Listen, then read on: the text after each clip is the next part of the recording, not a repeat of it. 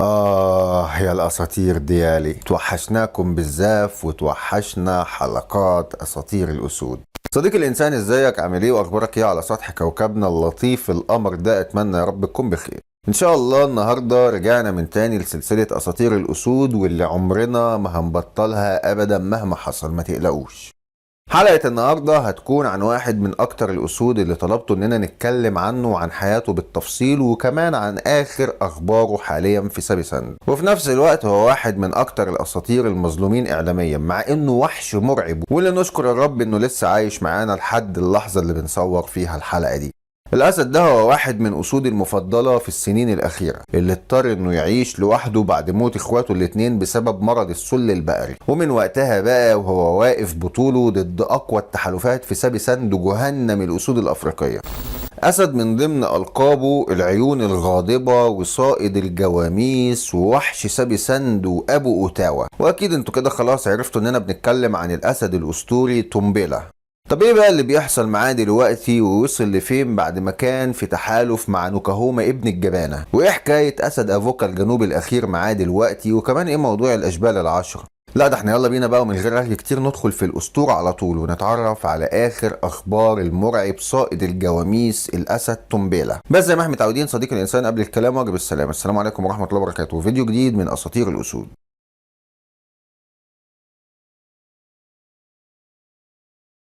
صديق الإنسان تومبيلا يبقى اسمه الحقيقي سكورو جونيور، وهو ابن تحالف اسمه ساندا إمبي، وأبوه يبقى الذكر سكورو. علشان كده أطلقوا عليه في المحمية اسم سكورو جونيور في الأول، مع إنه اتولد في قطيع إناس نهارو، وحاليا هو عمره 9 سنين تقريبا.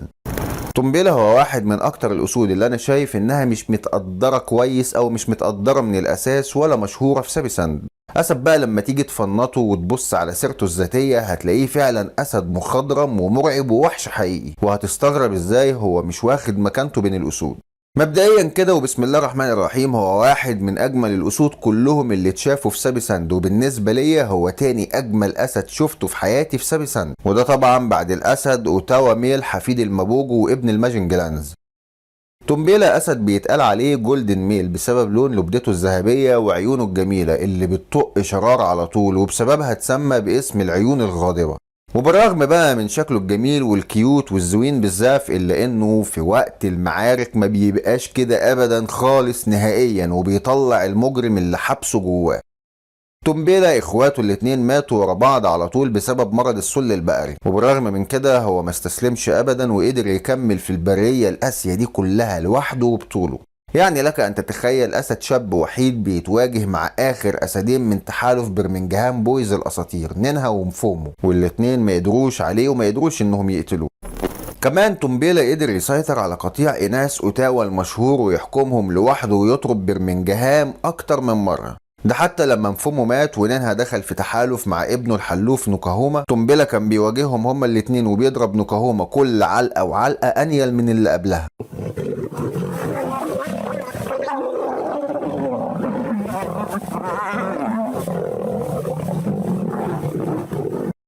أسد كان بيصطاد الجواميس الأفريقية الكبيرة وبيسقطها على الأرض من غير أي مساعدة من حد.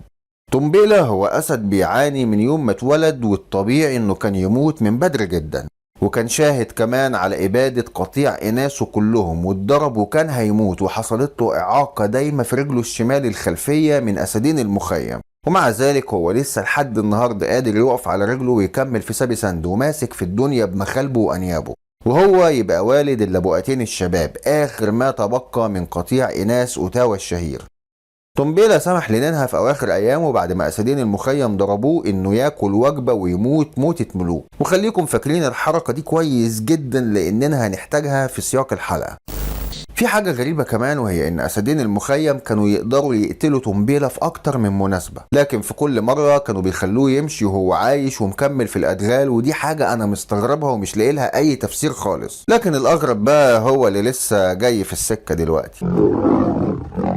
بعد موت نينها، نوكاهوما الحلوف حاول في اكتر من مرة يدخل في تحالف مع الاسد تومبيلا، لكن تومبيلا اسد ذكي وكان عارف اللي فيها، يعني كان بيخاف انه يدخل معاه في تحالف، ونوكاهوما مع اول معركة يسيبه لوحده ويخلع. عشان كده كان بيرفض الشراكة وكان بيضربه على طول. لكن من 3 شهور اتهفف عقله ودخلوا اخيرا في تحالف مع بعض. ولو تفتكروا ان انا كنت اول واحد في العالم كله اقول لكم هنا ان التحالف ده لا يمكن هيكمل، وان نوكاهوما الكلب هيسلم تومبيلا تسليم اهالي وهيبيعه في اول معركة، وده فعلا اللي حصل بالحرف.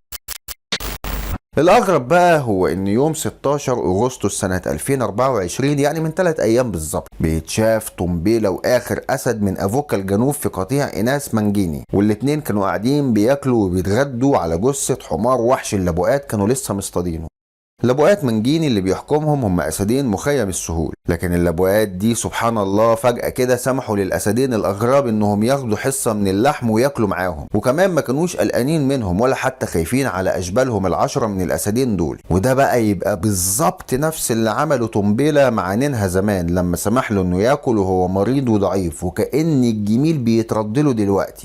أفوكا الجنوب وهو بياكل كان عدواني جدا وبيتخانق مع الأشبال واللبؤات ومش طايق دبان وشه، عكس تومبيلا بقى اللي كان متسامح جدا ولأبعد الحدود مع الأشبال وبيخليهم ياكلوا جنبه مع إنه مش أب لأي شبل فيهم. الحركة دي بتفكرني بأسدين ماتيمبا القدام لما دخلوا القطيع إناس أوتاوا، واللي كان بيسيطر عليه في الوقت ده تحالف الماجنجلانز العظيم.